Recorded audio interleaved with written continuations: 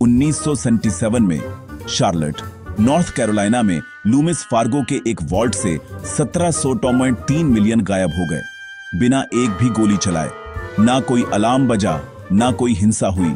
चोर बस अंदर गए, पैसे लिए और गायब हो गए।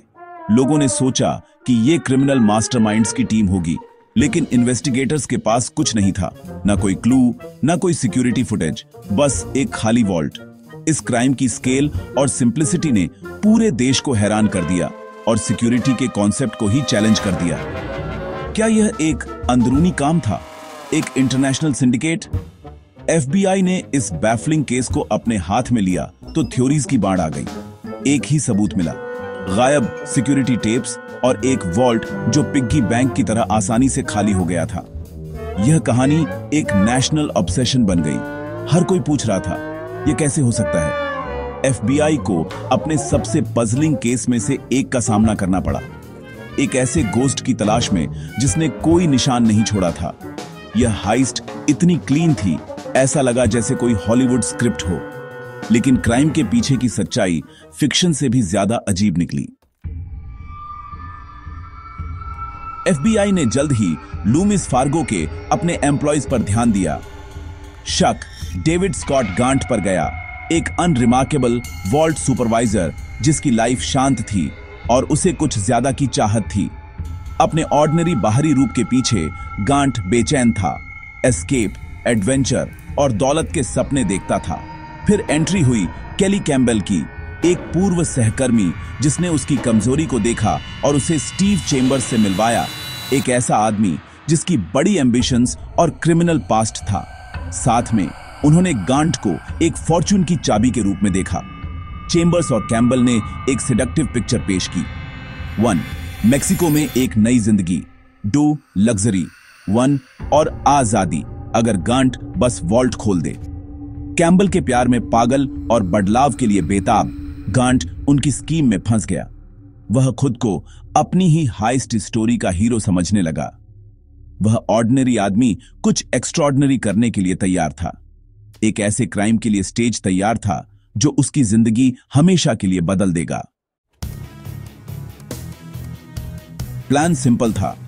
गांट अपने इनसाइडर एक्सेस का इस्तेमाल करके एक शांत वीकेंड पर वॉल्ट खोलेगा।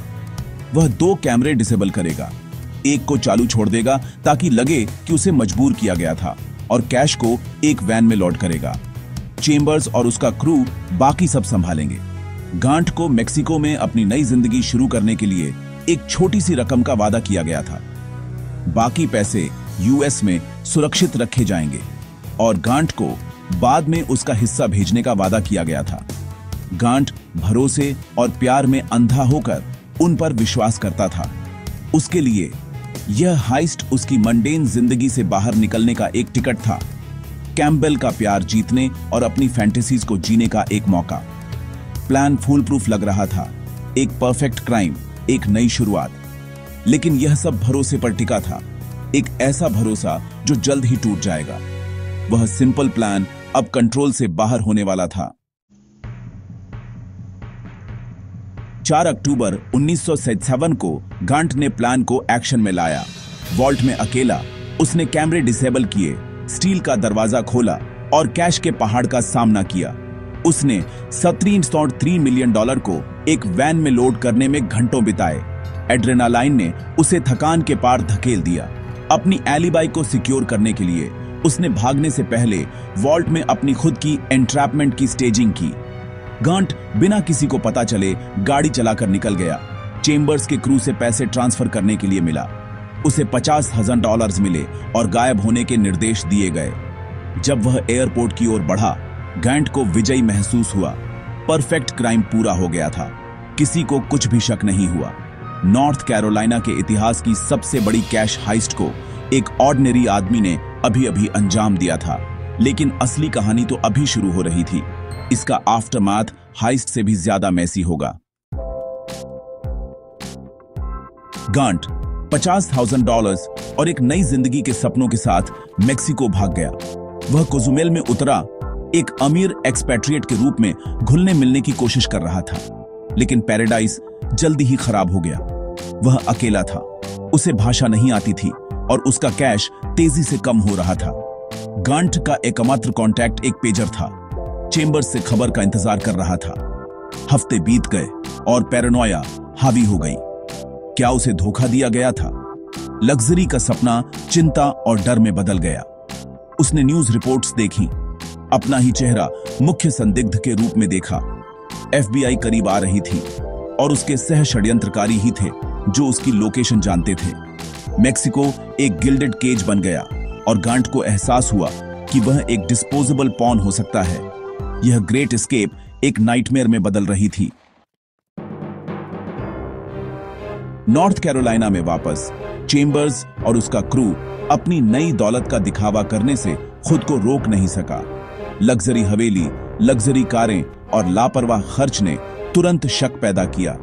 मिशेल चेंबर्स ने तो एक बैंक टेलर से यह भी पूछा कि वह कितनी कैश जमा कर सकती है इससे पहले कि फेड्स इसमें शामिल हों।